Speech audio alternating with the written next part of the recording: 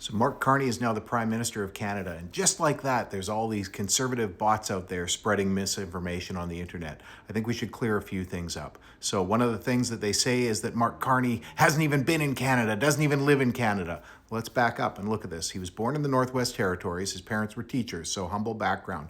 He grew up in Edmonton and lived there until he went to university. He went to Harvard University. He went on a scholarship to Harvard University, which is incredibly difficult to get into to start with. Didn't do it because of wealthy family, right? So that's important. He completed his degree at Harvard. Then he was accepted to Oxford University. So yes, he was outside of Canada when he went to university. Then he completed his PhD after completing his MA at Oxford University. So he was outside of Canada during that time. Then he moved to New York and worked in the banking sector before he was recruited to come back to Canada by David Dodge, who, if you remember, and you've got a little bit of knowledge of Canadian history, was the governor of the Bank of Canada. Had a very funny voice. He's a nice guy. You hear him on the radio every once in a while. He recruited him because he knew Mark Carney and he knew he was brilliant. And so Mark Carney worked at the Bank of Canada, and eventually he was elevated to the governor of the Bank of Canada. Did a great job. Everybody said he was the spectacular candidate, spectacular star. Nobody had any complaints about him. And when he was done his tenure there, yeah, he left the country. He went to Great Britain. He was in England and lived in England for a while he was the governor of the Bank of England, the first person who was not a Brit who was invited to do it. Why? Because he was that good and did a great job. Now, one of the next lies that they say is about the quality of the work that he did there. And they say, oh, ask the PM of Britain. Well, he was dealing with an exceptional circumstance, okay? He was dealing with Brexit. The British people voted for it. He didn't want it. He didn't think that it was the right thing to do. And he cautioned them in very careful words because, of course, you're not political when you're the governor of the Bank of England. You're supposed to be doing your job there, and it's not politics. So he was just trying to keep the banking sector and keep the economy on track in England. And he managed to do a very good job. It could have been a hell of a lot worse. And everybody recognized that, except a few failed politicians like Liz Truss. But if you talk to the people who actually worked with him, they all say, you know what, great guy. So there's one of the things to debunk right there. People in England remember him as a great governor of the Bank of England. Okay, there's just a few wingnuts, and these we're talking about these people who were supporting Brexit and are failed politicians who are the ones that criticize him. But he was at the Bank of England. They begged him to stay. He agreed to stay longer. When he left, he was left, celebrated with accolades. After that, he lived in Ottawa and New York, going back and forth. And this has been for the last 5 years, but mostly in Ottawa, okay? And he's been connected to Canada. So this is a guy who made it on the international stage as high as you possibly could, and then came back to Canada to do the right thing for us. So brilliant guy, recognized internationally, international credit. So anybody who wants to say he hasn't lived here, he has lived here for most of his life, for a significant portion of, most of his life, the vast majority of his life. And he's been here for 5 years. So that's just a lie, okay? The next thing people say is he's a WEF guy, WEF guy, so World Economic Forum. Well, what is the WEF? Anybody who is like serious in his level has to attend some of these conferences. And really all it is a conference. It's an annual conference, and the people get together and they talk about where global issues are. This isn't some secret cabal or something like that.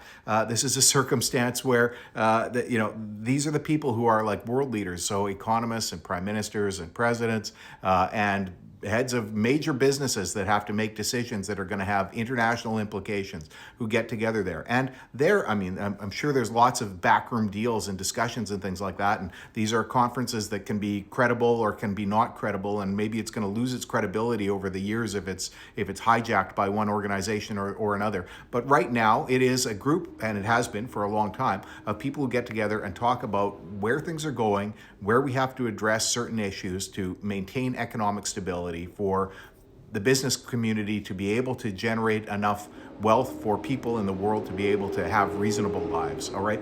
So there's nothing wrong with WEF. So what did we just debunk here? Okay, super credible, lived in Canada for the last 5 years.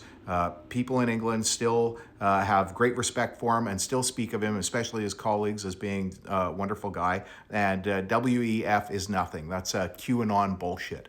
So we have never had anybody who has a resume like Mark Carney, and it's not just on paper, right? It's actual recognized work that he's done. The guy is a brilliant guy, and he's surprisingly decent.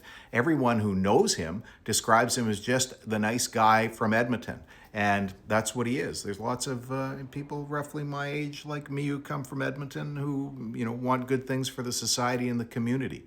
So you'll hear the Conservatives saying all sorts of things in the next little while. They'll call him corrupt. I mean, come on. The guy got his security clearance already. Pierre Poiliever still doesn't have his security clearance. He put his investments and any of his wealth that he's accumulated into a blind trust. He's not a super rich guy. He's worked in the private sector. He's worked in the public sector. He's worked in the public sector in the UK. He's connected worldwide. He's globally respected. At this point in time, when we're facing the worst economic headwinds that we could possibly imagine, and I'll tell you, it's going to be much worse than people expect. There is nobody we could have better in the position of the Prime Minister of Canada than Mark Carney. The guy this is his moment, it's his time, and we're going to need him. And I'll tell you, it's still going to be difficult times. There's only so much that he can do. Our biggest trading partner has turned into the world's biggest assholes. And worst of all, they're going to tank their own economy. And we do well in Canada when they do well. We want the Americans to do well because we do well when they do well. They do well also when we're doing well, okay? It goes both ways because we have been historically so integrated, and there's a lot of things that they need from us, some things that they can't get in other places like potash and aluminum at the price that they get it from Canada, that they need from us to keep their economy going. And it works both ways, and we manage it well here in Canada, generally speaking, and historically up until now, they've managed things fairly well in the U.S., but the U.S. is going to be on the rocks for a while, and we are just lucky to have Mark Carney because he's going to at least mitigate the damage. What is the risk of the other guy? Pierre Poiliever doesn't have a security clearance. He's a loudmouth without any substance whatsoever. He's dishonest. He's dishonest all the time. He's a liar. He's disrespectful to Canadians. And he says all the time that everything's broken. Well, maybe everything's broken in his life because he can't get his shit together. And that seems to be the case with many of his supporters. But the reality is Canada has done very, very well in the last decade, despite all of these significant headwinds we've had, a world in conflict, particularly, well, we all know about that, and a pandemic and so forth. We've come out on top with still the best economy in the G7, the lowest inflation rate in the G7, very low unemployment rate. There's headwinds, and of course things change all the time. There's fluctuations in the economy, and there's, the economy is different, and sometimes there's more wealth and sometimes there's less wealth. But for the most part, Canada has done very well, and don't let anybody tell you anything different. Mark Carney is the best option we've got right now. Those other guys are a huge risk, and this is a time when you can't gamble with our future.